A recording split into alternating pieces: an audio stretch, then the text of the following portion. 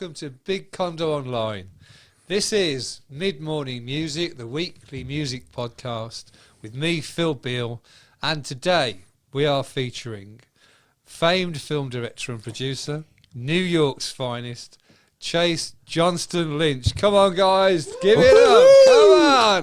Welcome, Chase. Good to see you. Now, I knew I wanted to be on this show because we call famed. I mean, I was waiting for legendary, but hey. Oh, I'm so sorry to let you know. Listen, man, fame is good. Fame is good. I've seen that show. Hell yeah. I used to watch it every week. Yeah. My God, yeah. Oh, man. You know, funny thing. Oh, man, that was a side note. I know I should have done it. But the kid, Leroy on that show. He was brilliant, wasn't he? He grew up on my street. Get and I outta stopped, here. And I stopped him from running away from home. That's how old I am. Me. I'm serious. Leroy, you owe me lunch. What a fantastic story. That's amazing. And stuff, yeah. Wasn't he? He came across as a troubled kid in this show, didn't he? Well, yeah, I mean, you know, like I was telling you before, I mean, I'm from Harlem and everything and stuff like that. And, you know, he lived next street over from me. I was on 154th Street and stuff. And, Right, yeah. you know, like just kind of like a neighborhood friend, whatever. And, you know, where it's like, what are you doing, bro? I'm running away from home. Wow. This is before fame, obviously. Yeah, obviously.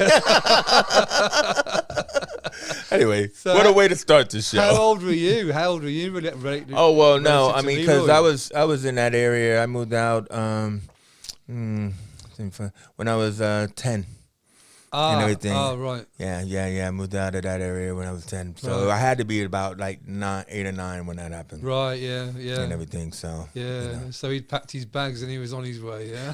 His one little plastic suit. That's how you knew. Oh, no. When that kid was on the street corner, he's on the corner like, you know, it was kind of like, if you ever watched the Brady Bunch, it's kind of like when Bobby tried to run away from home and he packed up one suitcase. I even did it. I got to tell you. Really? Oh, wow. I'm leaving, Dad. I think everybody does it. Well, it's a long way from there to here, and you're now you're the creative director now at Big Condo. Yeah. Fantastic. Yeah. So what are your main responsibilities then at Big Condo?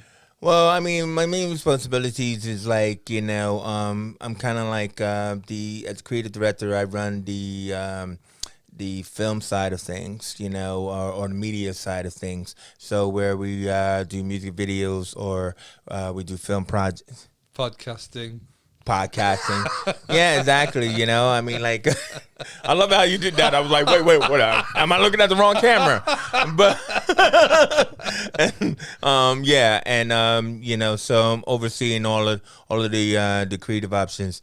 We work with companies where we actually are producing content for them and everything. So I'm kind of like the content producer. Fabulous, yeah. And everything here, yeah. So I believe you're also, from my own personal experience, I believe you're also lecturing on the courses that.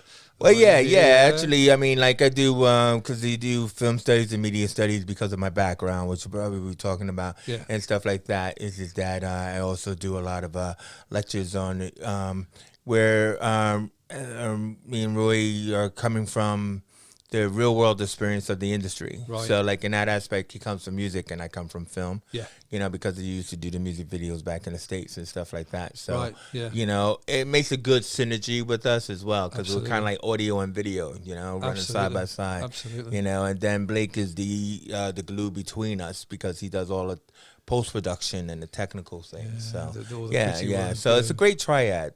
Fantastic. Absolutely brilliant. And so primarily as a visual artist, therefore, as you've just described, really, what first inspired you when you were a youngster? Was it traditional Hollywood style films that attracted your eye, or? Yeah, it's that because I is old, right? So anyway, I'm not. I going did there. like the traditional Hollywood black and white films, you know, the film noir stuff, you know, Gene Kelly and Fred Astaire. Come on, man. Give me a break. Hey, look, I grew up on it. I grew up on Tarzan. Yeah, it's all good. No, basically, yeah. I mean, as a very young kid, you know, I was that kid who was in front of the TV. You know, I couldn't get any closer to the screen and stuff. I was just enamored by visuals at a very early age. I mean, like my memories are in like TV images. I mean, like I don't know if you remember that TV show Dream On, which used to be like on HBO and stuff like that, where like every time the guy is like talking or having a situation, they would flash back to some black and white TV show. Oh, That's wow. kind of like me. I'm like, I remember that time that she done. That's a honey of an anklet you got there. Oh yeah. You know, Wow, and yeah. stuff like so. It's like I have a very visual language, Yes. from a young age, and it's like because I was just plopped in front of the TV. You know, grew up with a single mom who worked all the time. She was a nurse and stuff like that. I had an older brother who was in the street. So like it was like just put him in front of the TV with a bowl of cereal. He's fine. Okay. And I was. It happens, isn't it? I won't move. You know what I mean? Yeah. Okay. You know what I mean? Long as nobody coming through the window this time. That only happened once. And the guy stole our TV. Oh no! Some kid we knew. Stole your babysitter, man. I know. Oh, no way. I know. Well, we got him back. He came back with his head and said, "I'm pretty sorry." Oh boy, Yeah. oh boy. Yeah. Wow. So it's first of all it's TV for you, then okay, and Yeah. what about cinema? Can you remember the first time you? Oh man, see, so back in the day, bro, we're talking about the 70s, when they wouldn't allow kids to see R-rated films. So it's like, we had those kind of gang where, you probably remember the days where you had to wait outside of the liquor store and get some old guy to buy you a drink, right? Well, for us, we waited outside the movie theater. Hey, man, can you take us in? Oh wow, yeah. Pretend to be our uncle and shit. So come on, translate for me. R-rated, is that what would have been an 18 or an X certificate? Yeah, or? man, because it was the 70s. That would be like a really, hardcore R rating, yeah. And stuff like that. But My first one was Straw Dogs. Oh my God, I love Straw Dogs. Susan George. Oh my God. I was 14. See, look at that dude. I got a strong visual image, but I won't share it with you. I know which one you're talking about. Amazing. I know. Yeah, we all saw Last House on the Left too. So I mean, only thing I wouldn't watch is the movies where it was like those what are they called? Faces of Death. Wouldn't watch those, man. They're horrible. Okay. Can't talk about that even. Right. Too much of an image is flooding into my mind. If you know it, you know it. And stuff. So I mean, I used to, because back then we didn't have cable, so it's like, movies would constantly be repeated over and over again. Programming. A lot of John Wayne. Well, listen, man, we all had to watch John Wayne, but we didn't like it. I'm sure you didn't. I never expected impressions. That's awesome. But yeah. No, who didn't love a good Western? They were on all the time. Westerns and crime shows and stuff. Did you get those TV detective shows over here? Yeah. What, Kojak? Yeah. Oh my God. Who loved you, baby? Yeah. Exactly. My uncle's named Harry O. You know what I mean? But like, I remember they got Ironside's probably the first oh, one. Ironside. Oh, wait. Quincy Jones did the soundtrack. Hey, this is the for Ironside. Going back that far. Oh my God. That far. Quincy Jones was married to Peggy Lipton from the Mod Squad. Yeah, That's of course, man. He was amazing. amazing. Ironside, man. Raymond Burr. Come on. Yeah. Look at that, man. I'm That's a it. serious geek. See, this is what I like about Phil. He goes deep. We're the serious geeks and shit. No, Keep it's just talking, that Phil. what you like about me is I'm older than you. That's the only thing you like about me. This is indeed true because I'm the oldest one usually here. But at least no, you got a great love of film though, so it's all good. Yeah. So, when was the first time you latched onto a particular director in terms of cinema? Wow, that's a good question, naturally, because directors didn't really become like the thing, until like into the late 70s, 80s, because, this whole like Raging Bulls and, that book and stuff like that, where Spielberg and Lucas and all that kind of stuff. That's right. When I was when I was watching films, it's like, you're just watching films and getting flooded. Like, see, the problem was my mother was a big film fan. Right. So like my mother would take me to the pictures in the pram. Fantastic. No, it's not. That's great. That's awesome. No, it's not because she freaks me out, and this is what I don't do to my son, and you should not do to your kids, is take them to horror movies. So I remember seeing JD's Last Revenge and stuff like that, in the pram. So when she took us, her sister was a fan too. So when she took me and my cousin, who was the same age, to go watch Jaws when we were 10. Oh, I watched Jaws that was an X over here. I'm sure that was an X. It wasn't an X. It should have been, but it wasn't, because it wasn't as scary as it was at the time. It was like the first blockbuster. It was. You know what I mean? It was. Well, the head coming out of the boat. No, I'm saying it definitely was the first blockbuster. When the head came out the bottom of the boat, I shot back in my chair. I was that shocked. Dude, I was facing the back the whole time. Every time I heard the music, I knew it was time to turn like that. So it was. But this is what I'm trying to say. So and The Exorcist. I mean, I'm a grown man, dude. I'm a grown ass man, though. And it's like I'm a pure scaredy cat because of the horror movies I saw as a kid. So when you talked about what affected me, I mean, I grew up on horror movies because my mother forced me to watch them, right?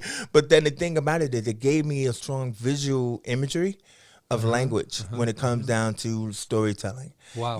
Because it's like, because it was something like I call emotionality, like when I teach, it's like if there's no emotional reaction from the audience watching this, then you failed. Right. So it's kind of like, so when I started out, like most people, I'm going to be a filmmaker and everything, and I'm making films and stuff like that.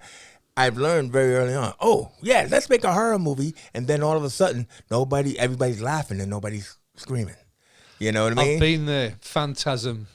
Oh, yeah, Phantasm with the silver ball. You know what? I was like about 13 or 14 when I saw that movie. Now, I swear to God, you asked me about when I went to movies. I usually, I think it was like from about 11. I got tired of asking some old guy to take me to the I would go all over the place just to get into a theater that I could get into. But I mean, I remember my movies vividly, and so it's like I remember that, and I remember I went to the cafe right before. But anyway, yeah, the silver ball in the head. Yeah, that was a great movie. Well, and the girl was great. Everybody was laughing. The one in the cemetery. You know what I'm talking about, right, Phil? When I went to see it, mate, everybody was laughing in all the wrong places. Yeah, but the thing about it is, it's like, Don Coscarelli, who made that movie, he had a really good visual style, but I think it was uncomfortable. But the tall man, Angus Grimm, I can understand why people may have laughed, but I think it was nervous laughter. It was when you were But then again, you're like, hey, what's up with the tuning forks and the planet full of doors? I mean, what's happening? What's happening with this movie? What's going on? Now you've gone overboard, fella. More silver balls in the head. Exactly. You know what I mean? More silver balls. Wow. Silver bells. Yeah, but yeah. So I remember The Exorcist? Well, I saw The Exorcist at the cinema as well. I read the book first, though. The book absolutely scared it scared the pants off me, man, honestly. The movie scared the pants off of me, man. And girl spinning her head around. Yeah, and then the film really went for it as well. Brilliant. I remember watching the TV commercial and stuff and everything, and I don't know why I remember like trying to ride a big wheel downstairs, but telling you, strong visual memory. I'm out of here. No. Anything not to see this movie. So you've got a visual language, and yeah. I've worked with you very briefly. I've been privileged to work with you, but very briefly. And the way that you do develop that narrative, that it comes out of your mind, it comes out in the moment almost. You were talking about watching the Beatles creating Get Back, the documentary. Yeah.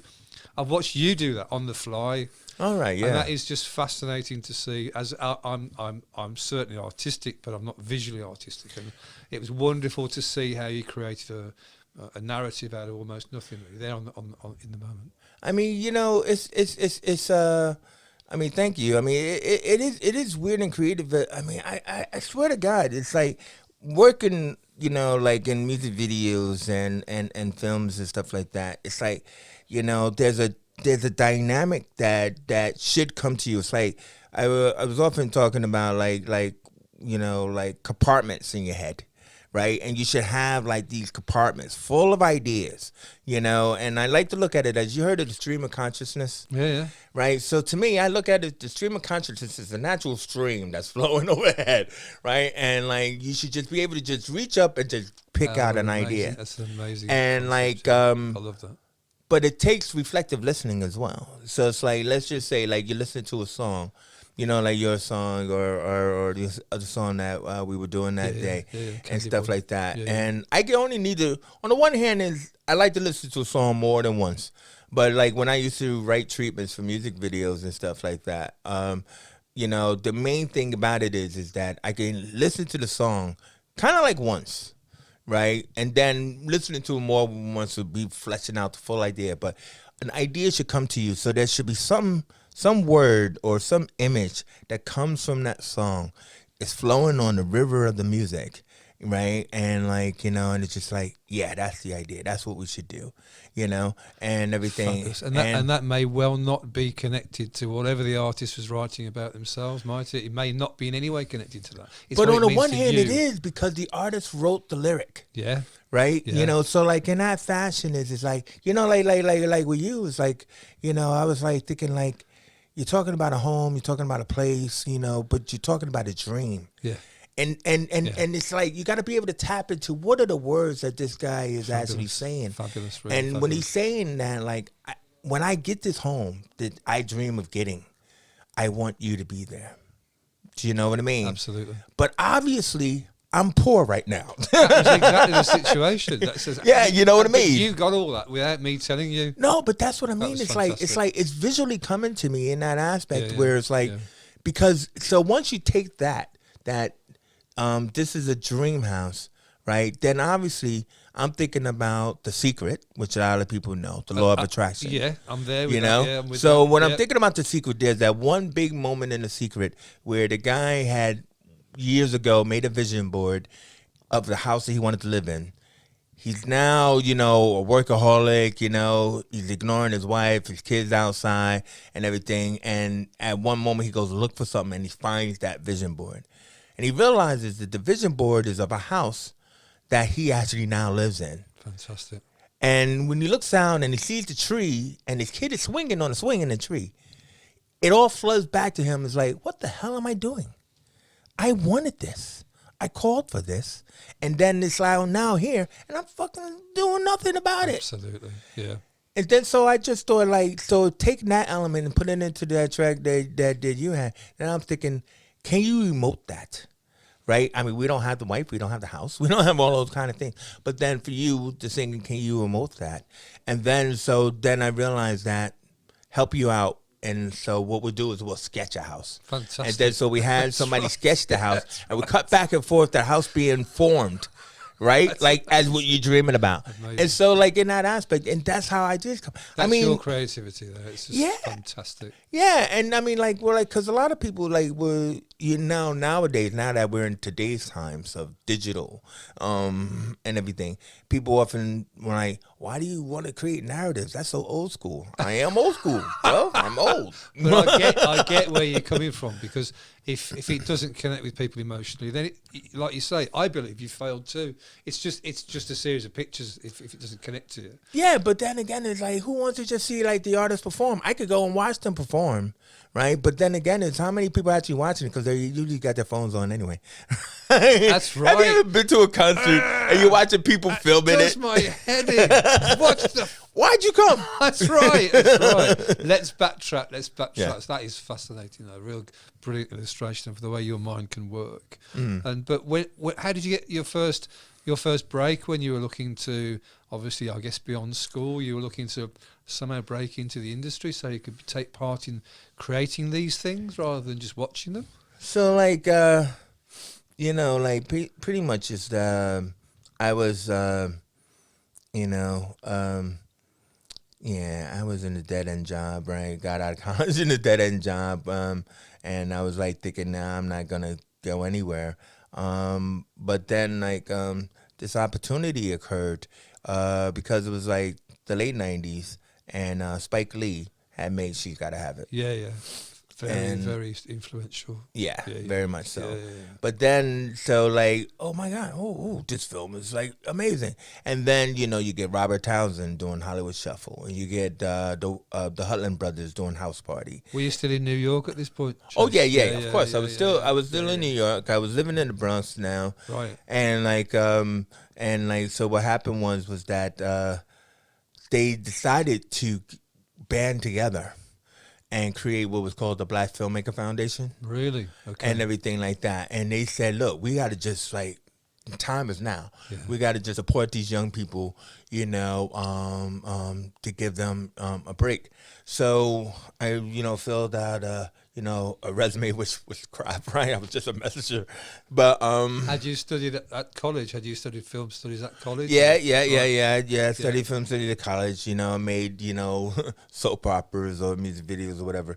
But anyway, so I put on there, I like comic books, whatever, and all that kind of stuff. And then I went away for the summer, came back, and I came home to 2 phone calls. And one was, hey, yeah, I was reading your resume and stuff, and I want you to write a movie for me. I want a superhero character. And then another person was like, I want you to help me produce a TV show. Was that from are these people coming from the Black Collective that you just Yeah. Really? Oh, and amazing, everything. amazing. Because the whole point was like, where were we getting jobs from? Right, yeah. Do you know what I mean? Yeah, absolutely. So when you had these 3 spearheaders, it just brought everybody all together. Fantastic. And then so it's like, hey, looking for opportunities. So anyway, so I did this. And so I did this film called Body Sculptor Movie. It was like about bodybuilders against drugs and stuff. Sure. And they wanted like a superhero mascot. You know what I mean? Okay. And everything. So if you read comics, you must be able to do that. So I wrote this. And it had all these like famous people in it. From Gregory Hines to MC Light, Kumo D, baseball players, all of that kind of stuff. And I'm just like, wow. Now, they didn't ask me to direct it. But maybe they should have. But they didn't ask me to direct. But so you wrote the character then? I wrote the film and everything. And I got to go on set and be a part of it.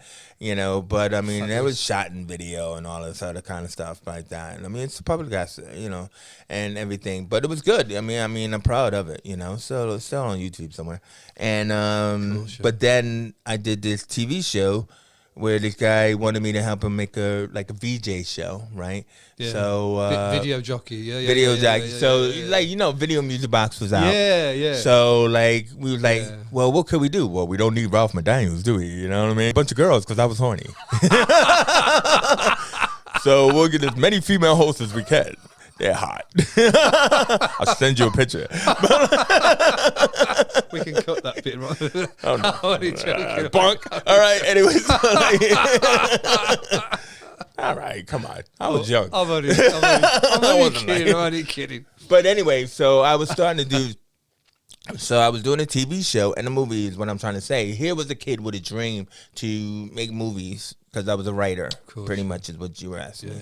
And so that's just how I got my start, So I got to interview record labels and music artists and everything like that.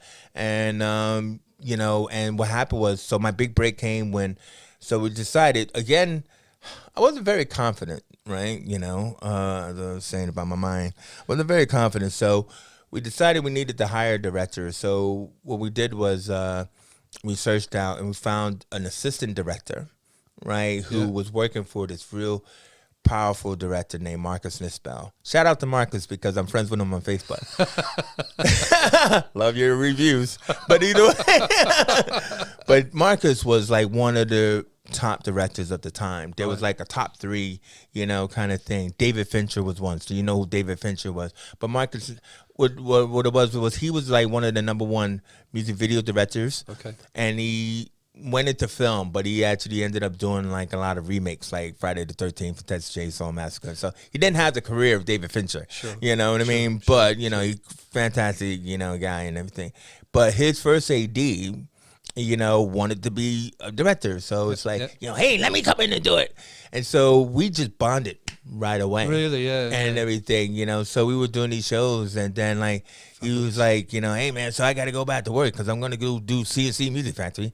Take me with you. We're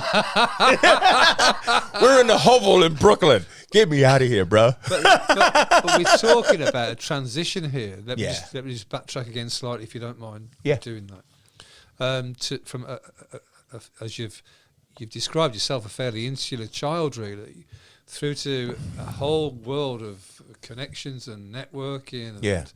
And a big step there for that shy kid. So, how did you manage that transition from one place to the other? I guess college would have helped, would it? Perhaps. Well, yeah. I mean, like college, college had a good thing. I mean, I was in a fraternity, but no. What it is that I was kind of like, if I had to look at myself, because I was talking about, like my mental health and all that. Sure, yeah. I had to look at myself. It was like I was a great little brother. Right. So I was the youngest in my family. Right. Yeah. So, not just like I had an older brother, but I had 5 cousins. Right. Who I told you, my mom and her sister, they were, right. Absolutely. So that means I had like 6 brothers. Right. And so even though I had a cousin, Renzo, he was my same age, like we were babies. Right. So I was used to being the baby in the pile, if you know what that. I was the baby of the family myself. Yeah. So the babies, they're the ones that you coddle them, you ignore them, you kick them to the side, all that kind of stuff. And I was that kind of kid. So I was used to. You pay them not to tell mom? Yeah. All right. There's plenty of those stories, but this is not the show. I don't know what happened to you, Phil. But either way you look at it is just the fact that like so I was never confident because of my brain capacity. I was so smart. Yeah. Right? Yeah. I mean, that's usually what happens when a person who has like some form of Asperger's, they're like have a locked-in brain. You ever heard of that? Yes. So I was so smart, but I never expressed myself. Yeah. So, but then you're thinking, I can't express myself. I'm the youngest of the pile. Everybody else is expressing themselves so vehemently, right? Yeah. So I'm the quiet one. Just sit me on the couch with a bowl of cereal and I watch TV, right? So, but when it came to work, right, I always looked for father figures, or for the straight man where I would be his tonto, right? So so I would always look for the Lone Ranger. So my partner Dwayne was that. He was loud, he was boisterous, he was creative, but he was missing something. And I fit that missing piece. Fabulous. So like I would always find somebody like that who want to take me in, and I'll be like, yeah, take me in, right? Sure. And that's how it happened. And that's where my thing was. It's like, like even though I was a quiet kid, I'm an adult now. Where I was saying is that usually like kids who have like that form of let's just say form of SEN, sure, right? Is that they're locked in. Yes. Right? Yes. And, your parents either give up or, they hope, pray something's going to happen. And what my breakout is that, dude, just don't be you. Yeah. Now, TV tells you, that's why I asked you the TV question. tells you, be you. Hey, man, you're the special one. And it's like, no, man, don't believe that crap. Don't be you. Right? Now, that doesn't mean that you're not special. Trust me. Right? Follow me here. Of course. So what it is that be the you that I see. Okay. Meaning that like you in your head see yourself as a superhero. Special, strong, a pirate. Right? Communicative, popular, all those lovely things. Yeah. So give that person a name and be him. Fantastic. So now, obviously, I'm a black man. You think I was born Chase? So like in that fashion, I turned 18 and I created Chase. Chase is everything. That's amazing. That is an amazing story. And he has not left me. Right? So like in that fashion that's how I was able to cope. So I was able to move through the world more communicative. Yeah. Right? And, I would be more outgoing and, extroverted and stuff like that. And people liked me and stuff like that. They liked me anyway. Of course they did. But because you're you. Exactly. But I didn't believe that. No, you don't. Right? I didn't believe that. That's called self-confidence. I mean, right.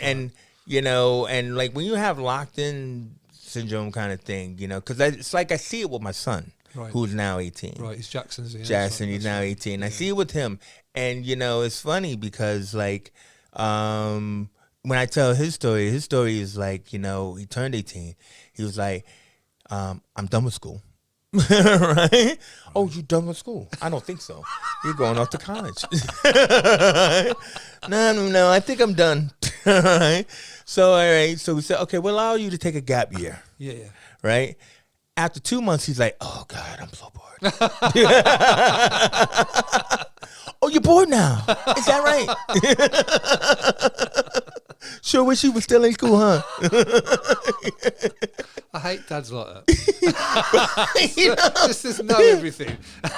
But the point is, he has advanced because he decided on his own, I think, to create a character to be more communicative. So it was obviously he was just like, I just don't want to be hanging out in the house. I want to do something. So I put him into like some extracurricular programs, and he started to flourish. Yeah. Surprise himself and me at the same time. He's now performing, am I right in saying that? He's actually reciting poetry and... Yeah. And then also, but he's also like, he's always been writing stories, editing, teaching himself how to edit, and everything. And we would make films together. I would make, obviously, father and son making films, and everything like that. But the point is the fact that he's now in the BFI Academy.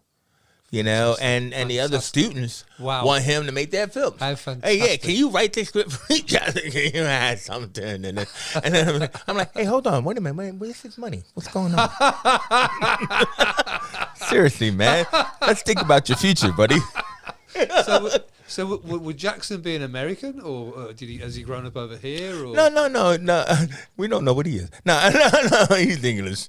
No, he grew up here and everything, but I mean, it's funny because he grew up on television and really not communicating with people. It's like can't tell what his accent is because I can't really tell accents myself. No, okay. You know what I mean? Okay, yeah. And stuff when I listen to people and stuff. I mean, of course you could tell Scousers because it's like, yeah. Well, we're both outsiders there. Let's just say, hey, that's what I mean. Let's just say, he's a black British American.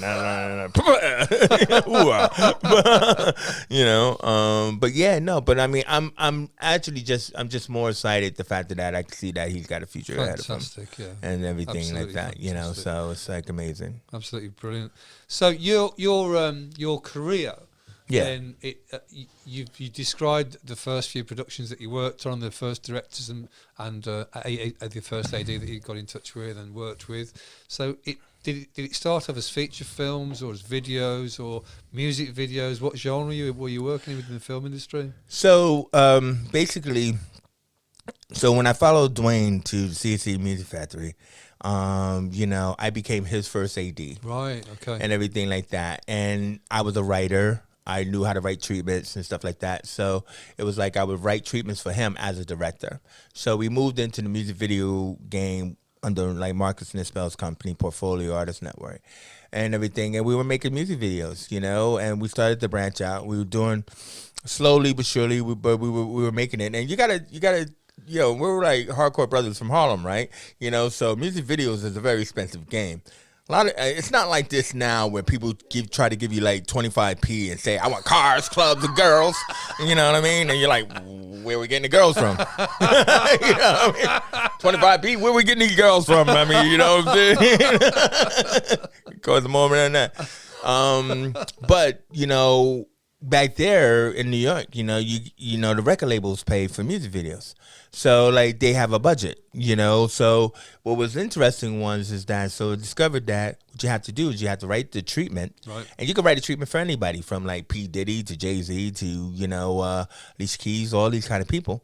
So, I would write all these treatments. Uh-huh. But because crazy mind, right? Aspergic mind, let's just say. Sorry, don't use the word crazy anymore. I'd be writing these fantastic treatments, and, you either get a phone call or which is good because if you get a phone call, I'm selling that. Right? Absolutely. And everything, I'm getting that job. Yeah. Or it's just like, hey, that's a really good treatment. Not for us right about now, but yeah, who the hell is this guy? So I became known as the treatment guy. Fantastic. So we're making these videos and stuff like that. So what sort of artists are you working with at this point? So we're working mostly working with rap artists, but we also were doing a lot of what do you call them things? Pop artists. So we had like Sheryl Crow or Duncan Sheik, wow. and all wow. that kind of stuff. I'm not a star freaker. As an AD, I gotta be solid, right? Yeah, so I was just kind of like, of course. Yeah. I don't know who that is. Chic, all these people. But the thing about it was the fact that then my big break happened when so we were doing Uncle Luke 2 Live Crew, that. Yeah. But we were having a bad experience in Miami and everything like that because the DP that we hired was the wrong guy and everything. And so we come back.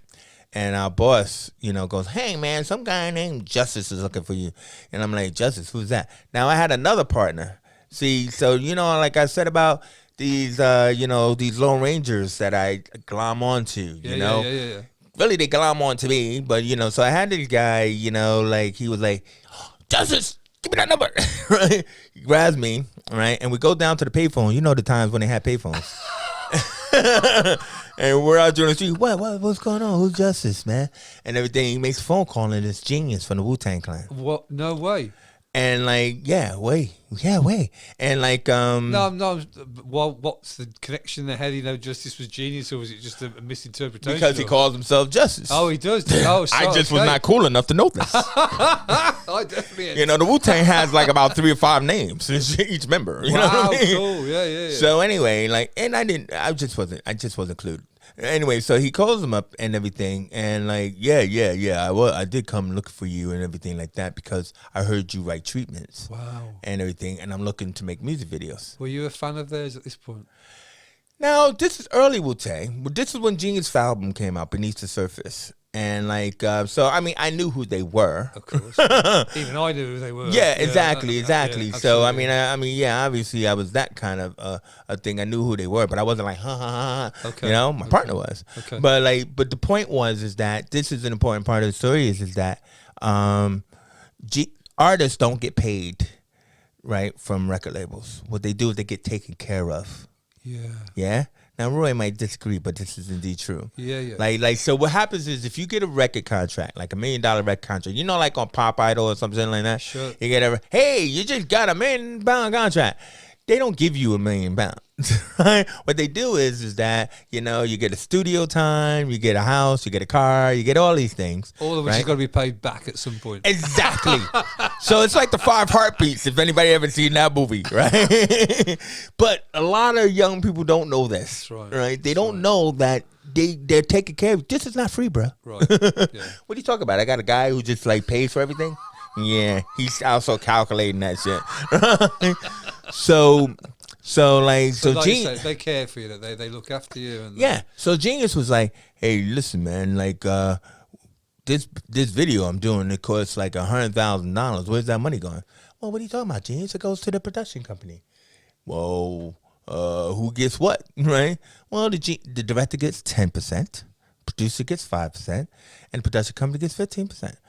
So 35% goes out off the top. Yeah. And then the rest is for your video. I want to direct. Genius, you can't direct. You need a production company. Excuse me. Wait a minute. I heard of this director because everybody's talking about me, right? I've heard of this guy. Well, I wasn't called the director. I heard of this guy who writes treatments. Nice to do videos. You're the treatment guy at this point. Exactly. Yeah. You know what I mean? So, like, people are talking, right? So that's why he came looking. So it's like, listen, as long as I get my cut, you take whatever else, right? And everything. Now, I got this band who wants a video and everything, and, and they started there. So that's how my career actually launched because it's like, me and this, my partner decided to, leave my other director, form our own company, right, and start making music videos for Genius. Fantastic. And everything. And it was a lucrative time. So And I can't really say much more about that because then it goes into like. Well, yeah, we've got to produce a clip at this point in the proceedings. An example of your wonderful work, obviously. Oh, what? We got a clip? Is it that kind of show?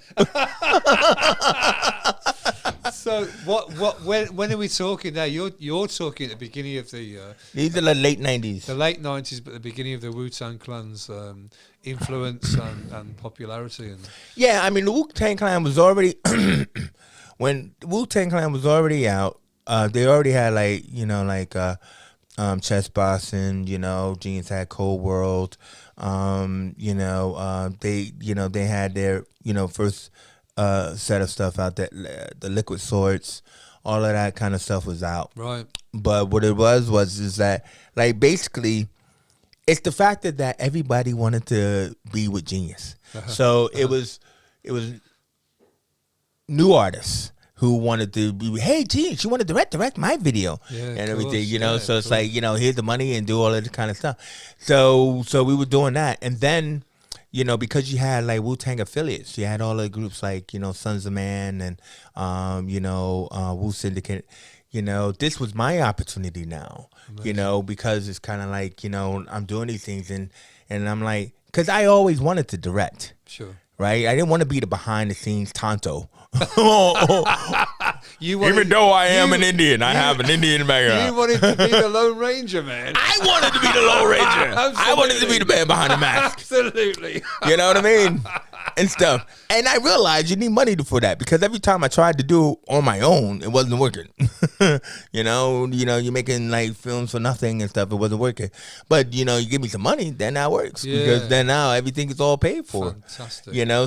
So we were doing these videos and we actually managed to do a video for Genius. Right. And old DB and stuff, Crash Your Crew. Yeah. And everything like that. So that was a really big thing because now this is not just some little no-name group. Now I'm doing a Wu-Tang video. Wow. Right? Amazing. And stuff and everything. And that was pretty cool because if you see in that video, it's again, how my mind thinking. So I'm like, crash your crew. What do we do? Do we crash cars? What do we do? And then, I don't know how it came to me, bro. But then I'm thinking, skateboards. You know how you fall on a skateboard? Yeah. And vert pipes and everything? Yeah. So I'm thinking, yeah, we could just go to a skate park and just get a bunch of guys skating and then make them all fall down. Right? Absolutely. Now I'm thinking, it's not going to be me, but let's do it. And hey, they like, for Genius, I'm there. I will fall. They had helmets and elbow pads and everything like that. So I'll fall, sure. I'm like, yeah, fall again.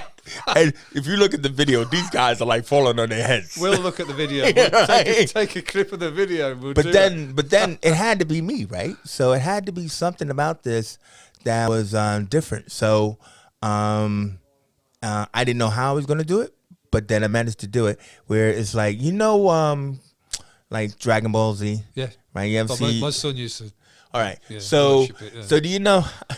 So you know speed lines. Right. So usually, when you look at a Japanimation cartoon, the character go flying through the air, and it's just moving the cell image of the character across the screen. Yeah, I do. And then they got the speed lines. Yeah. So I said, that's what I want. Wow. Right. I want speed lines. And then I said, so this was my concept, and they said, no, I don't know how that's gonna work. It worked. Trust me. We had $160,000. I'm pretty sure we're gonna make this work. Whoa. So we went to a post house, and then they had this new system at the time called an Inferno, where they would take the image. So where the guys would fall through the air, right? So behind them is the trees. Yeah. So it'd be okay, you take the tree and you could stretch it a million to a million pounds till it just looks like a stretched image. Right. Okay. So it just looks like speed lines. Okay. And then you take the image of the guy who's falling and flying through the air on top of it because it's supposed to be like a cell, where you just fall. Yeah. So the guy's falling through the air and everything like that, and then all of a sudden it's like speed line. Every time it's like crash the crew.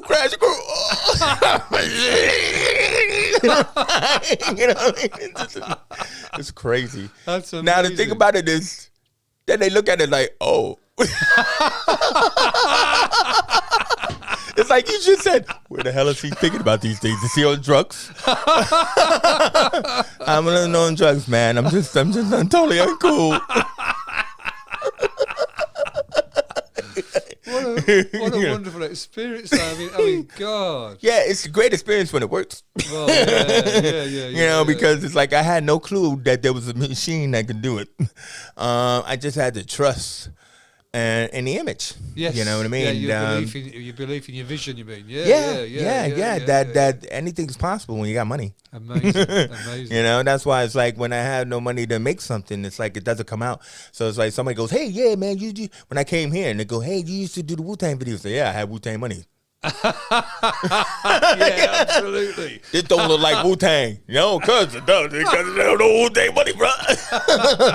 I love how they go, hey, man, you the Wu-Tang man. No, I'm not. But you know what's been going on with me? We've been talking about things about production, and you've been explaining on the course that I've been attending with you about how things come together. I've started watching films now and thinking, I can see how they've done that. Yeah. Now, does that ruin your ability to appreciate the image? Can you always detach yourself from that film and say, I'm now in the story? Or do you have to think to yourself, God, that's a backdrop they've painted that, it's awful? Let me tell you something. It's painful to criticize film, even if you make film, right? I always hate people who criticize a movie when they don't make it. So they watch a movie and they go, oh, man, this just sucks. And I'm like, dude, did you make it? You don't know the experience of the filmmakers or anything like that. Absolutely. I am able to diverse myself from the process when I watch a movie. I go in to watch a movie. I don't go in to go, I wonder how they did that. Yeah, that's good. But I had a best friend. He was like my blind cameraman. No, I'm kidding. No, he was out of focus. We love watching movies together, though. But that's what the end of the movie is for. So when the movie's over, do you ever have that person, you just talk for hours about the movie and stuff, and that's what I would do. Love it. Now that I've watched it, now I could totally break the film down. But as long as you get to enjoy it in the first place. You got to, man. It's like, why waste the time? And then every filmmaker is different, and I like when I do some of my classes, I do a thing called the interpretation film, where we take the same script and we have different people do their versions of it. Fantastic, yeah. And because it goes to show everybody sees things differently. Of course. So why am I going to complain about what they've done? First of all, they got millions of dollars to make that film. I don't know why it's out of focus or things have gone wrong or whatever. And some of the films are like that. But sometimes you get a soundtrack that's almost inaudible. I don't know what they thinking. How does it get through? I have no clue, bro. But somebody's been paid. Yeah. So either way is true. But did I enjoy the film? Yes, right. Did it have that emotionality? Yeah. Did it satisfy me? Like a Spider-Man No Way Home, for example. Right. Was it overly satisfying? I love it how people go, yeah, it was overly satisfying, but let me tell you, I got a nitpick.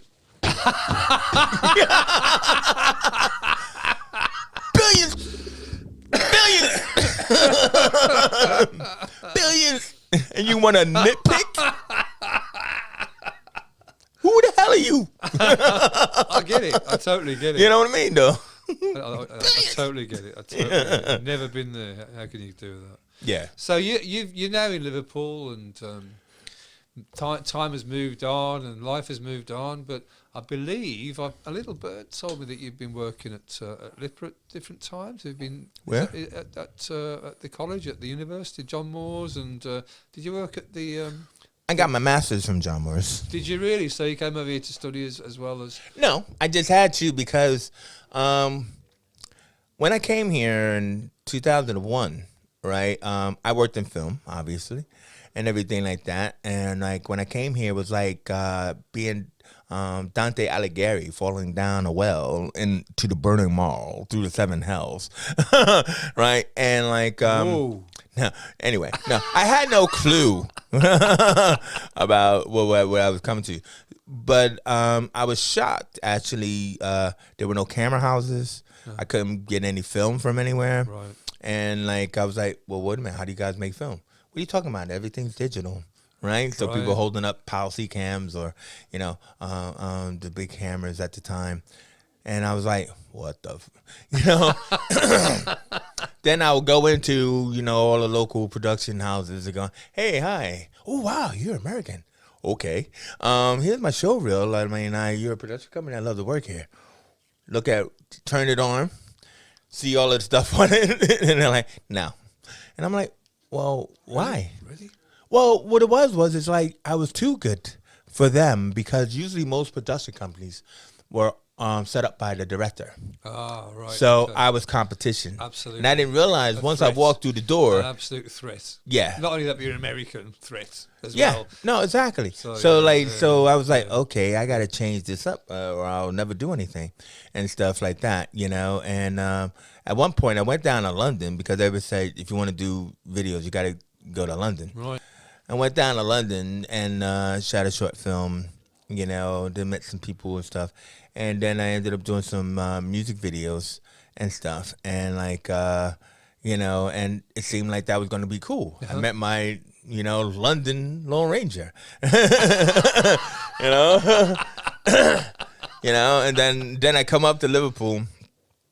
And he's like, yeah, man, so, this is cool. He calls me up, right, one day. Yeah, man, this is cool. We got our new office and everything like that. Can't wait for you to come back. And I'm like, oh, man, cool. That sounds great. And he said, oh, wait a minute, hold on. Hey, what are you doing here? What? And I'm like, what the hell? Yo, what's going on? You shooting up the office? No, seriously? Yeah. Oh, wow. So... I'm not coming back. I'm surprised. God. Yeah, it was funny. So I never went back to London. I decided to. If I'm gonna be that good to fucking and get it banned into a record label, I think I'll stay here in Liverpool. Wow. Yeah. Yeah. Yeah. So you did your masters. So, yeah. Oh, yeah. I'm sorry. That was the point. The point was I realized that I had to relearn everything. Really? Yeah. Because everything was digital. Film. Yeah. Okay, so, the only way to do that was to go back to college. I did a digital media master's, and I got a job in a local community video company that wasn't trying to make videos. They were just doing local films. Yeah. So that's how I moved into teaching. So I got my teacher qualification. Ah, right. Okay. It only took me about 2 years to get all the stuff, reinvented and stuff. Yeah. And then I was making music videos for another company, called Urbeats and stuff. I don't mind naming them. They don't name me for some reason. Is it still hip hop primarily, or is it? Yeah. I mean, another Lone Ranger, bro. I mean, and stuff like that. I'm just a Tonto. I'm only a Tonto, bro. You got the bloodline. I got the bloodline, dude. You might just think I'm black, but I have Native Americans on both sides of mom and dad and everything, and but and everything, and so I did that for a couple of years, and then I was teaching, and really about when was it, about 3 or 4 years ago, and I remember it was when I had started, I set up this new company called Showrunners at the college and everything about a couple of years ago. And I was looking for presenters for podcasting and everything like that, And then Roy was doing his motivational thing. So he's just sitting in his room, talking about, hey, yeah, so I'd like to, tell you about the business and all that kind of stuff. But that's that much. Not that guy. No. Anyway, so I contacted him and said, hey, man, I think you're pretty knowledgeable and stuff like that. I'd love to have you on my show. You know, I mean, I give you your own show on my stage or whatever. Yeah. And so he came in, and you know, and he was the most popular show. Yeah. You know, the shakedown and stuff like that. Cool, you know, and I'm like, you know, so we reinvigorated, we developed this new friendship and stuff like that. And like he was really good. You know, and like, but we only had like a year contract. You know, like it's like a big lottery fund kind of thing. Yeah.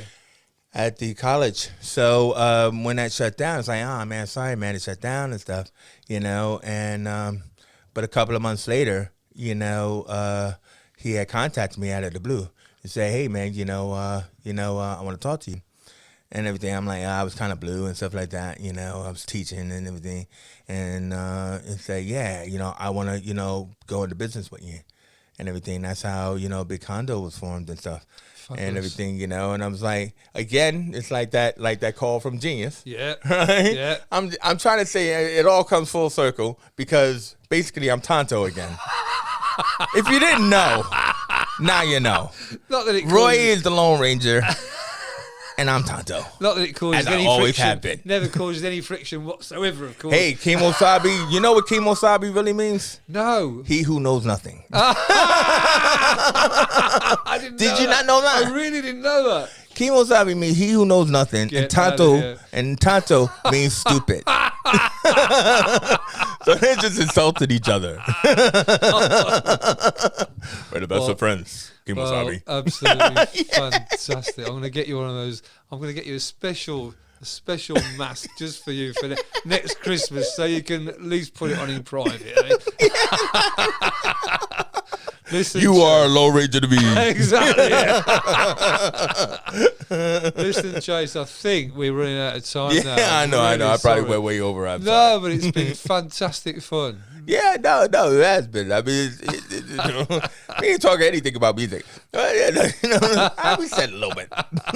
We touched on it here and there. Hey, man, come on. It's the mid-morning, isn't it? No, absolutely. Mid-morning music, that's right. So thanks for coming along and being part thanks of the for inviting podcast. me. It's been absolutely awesome. So that's been another episode there, a great episode. Thanks to Chase for coming along of Mid-Morning Music with Phil Beale.